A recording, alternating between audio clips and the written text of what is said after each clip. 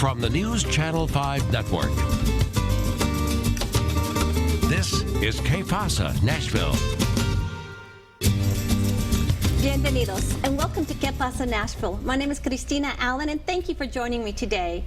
I'd like to have a good friend of mine back on the show is Metro Council Member Fabian Bedne, representing District 31. Thank you, Council Member, for joining me today. Thanks for inviting me. So I don't think you've been here for a while, and you're now under new leadership of Mayor Berry, which has been over a year. How's that going? It's great. She's being that she's from the council originally.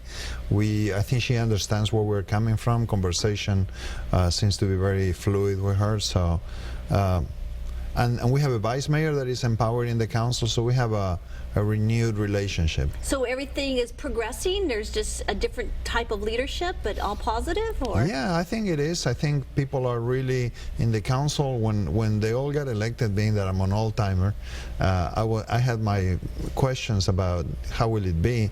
But this is a council that is very committed, very creative, ready to take chances, and really cares about the city. So I'm happy to be part of this council. So that's very exciting. Give us a little bit of an overview of what's going on in the Metro Council right now. What are the hot topics? What are things to look for? Especially as it relates to our Latino community, where we know we have a large number in South Nashville, which is a district you represent in that area, but we have pockets in other areas within Davidson County.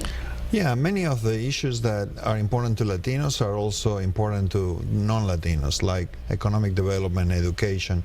So there is a lot of overlap. I think some of the things that Latinos might be interested in is access, deal with some of the limitations of trying to work with government, with other agencies, but like Airbnbs, for example, short-term rentals, that was a very hot topic. We've been dealing with it for years now, and there was a lawsuit recently that decided that we had to go back to a drawing board. So I think that's going to be a conversation we'll continue for many months. So as we look at the budget and how it's been appropriated in sidewalks, for instance, or other areas where it affects, let's say, South Nashville, how is that going to impact the Latinos? It's great because many Latino, many new Americans don't have a car. They need to be able to walk to work to the bus, to take their kids to school. So having sidewalks really makes the city user-friendly for many low-income families or Latinos and new Americans.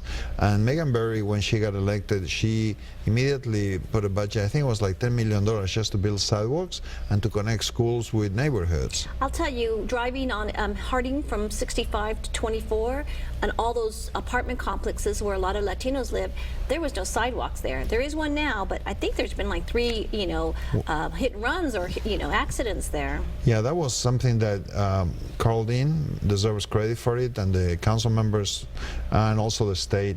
Actually, people were dying on that road. They were being killed because they will leave the apartments and try to get to the bus, and they will get run over by cars. And that was pretty scary. But what about the transit and understanding that?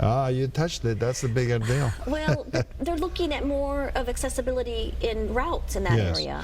Well, they just, the MPO and other agencies just came up with a very comprehensive plan that is looking for big picture items and small issues, like from actually making sure you have sidewalks that you can walk to the bus stop, to building a monorail. So it's a very inclusive, comprehensive plan that took many years to create, with the involvement of many people all over the region. So now we're moving to the next phases, which is finding ways to finance this, and I had to make it happen. People are really tired.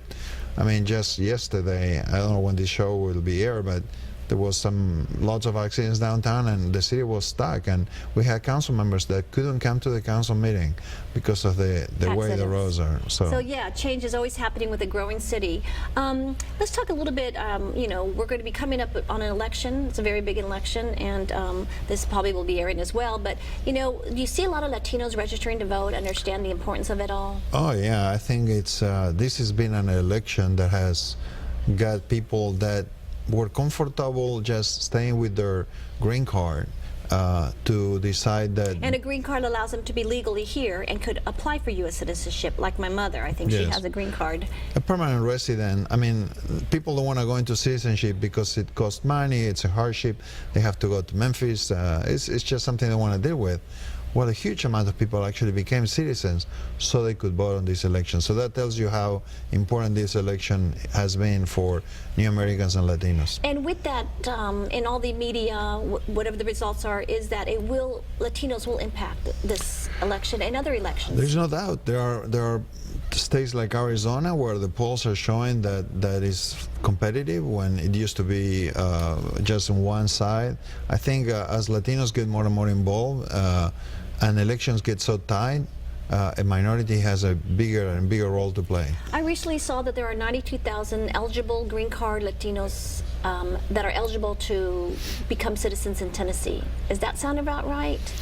I'm not surprised. I mean, what people misunderstand when they talk about the issue of undocumented immigrants, they're a minority. In Tennessee, the majority are people like me, citizens, permanent residents, people in different stages of their visa. It's amazing that somehow the story is being told in a way that gives people the impression that it's not like that. And the problem, the consequence of that is that people are saying that the voters that are going to go vote are if they don't speak English, somehow they're not citizens and they shouldn't be voting. And that's just not true. There are many reasons why a new American or even a native born from Puerto Rico may not speak English proficiently. And so to assume that somebody, because he doesn't speak the language, is not a citizen, is really, it's upsetting to me and to many people, because I think people are surprised how many legal Latinos are here.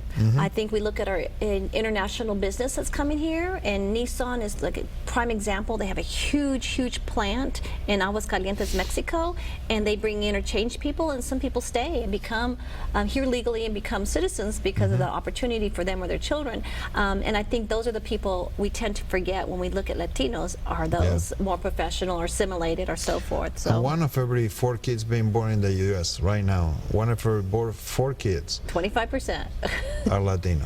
So, and I think that's what we always talk about, the Nashville Next, what the initiative that Mayor Dean did before he left on what the demographic shift will happen in Davidson County, and it states 34% of Latinos in Davidson County in the year 2040. That's pretty significant. But there are benefits to that. I mean, Latinos are very entrepreneurial. They create a lot of wealth.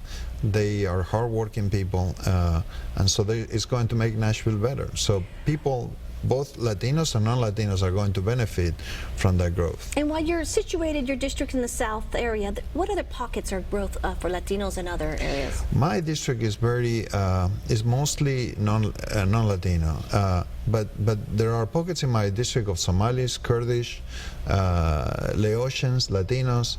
So, and it's beautiful. And I'm telling you, people tell me all the time, the natives, that they love the fact that they live in a diverse community, and I think and your school clusters reflect that as well. Oh yeah, I mean, if you go to Overton or many of the schools in my district, there is a population from all over the place, and I think that makes people better. My daughter went to school with an African American Baptist and with a Bangladeshi Muslim, and I think my daughter was better off because she was exposed to different people. Well, and I think when you get in the real world, that's what it's like. Yeah. Councilmember Fabian Bedne, thank you very much for being on the show. We appreciate it. And as always, we welcome you back to talk about issues, challenges, and opportunities as well. So thank you for inviting me. We'll be right back with Que-pasa-Nashville.